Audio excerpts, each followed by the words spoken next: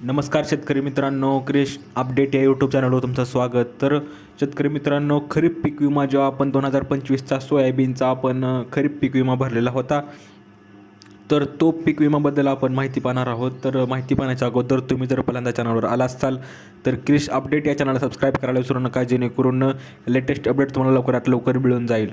तर शेतकरी मित्रांनो, सांगायचं झालं तर खरीप पीक विम्याची जी शेतकऱ्यांना प्रतीक्षाच करावी लागत आहे आणि याचं कारण असं की आपण पाहूया आणि पूर्ण माहिती समजून घ्या की सोलापूर जिल्ह्यात जवळजवळ 3.25 लाख उत्पादकांची व्यथा आहे आणि जवळजवळ महाराष्ट्रात सगळीकडे तीच परिस्थिती आहे. कारण की PM किसान जो आपण पीक विमा भरला होता 2025चा खरीप पीक विमा, तो पैसे भरूनसुद्धा इतका उशीर होत आहे पीक विम्याला हप्ता येण्यासाठी. आता आपण पाहूया की नैसर्गिक आपत्तीच्या काळात आपण पिकांना संरक्षण मिळावे आणि या हेतूने जिल्ह्यातील जवळजवळ 3,29,000 फक्त सोलापूर जिल्ह्यात एवढा पीक विमा उतरलेला आहे. आणि तर विचार करा महाराष्ट्रात किती उतरलेला असेल, परंतु एकाही अद्याप शेतकऱ्यांना पैसा आलेला नाही.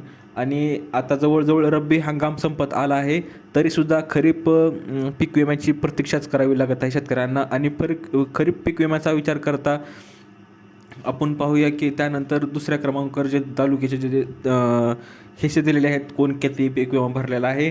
परंतु सांगायचं झालं तर आपण कृषी विभागाच्या माहितीनुसार मूग, उडीद, सोयाबीन आणि भुईमूग या पिकांचे कापणी प्रयोग पूर्ण झाले आहेत.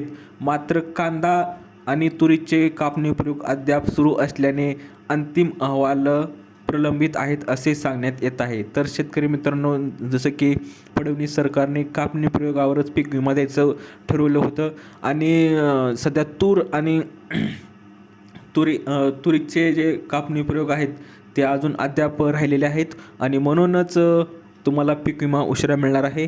अजून जर कुठली अपडेट आली तर तुम्हाला लवकरात लवकर कळवेनच.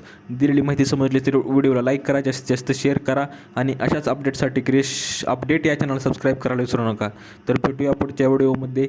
तोपर्यंत धन्यवाद.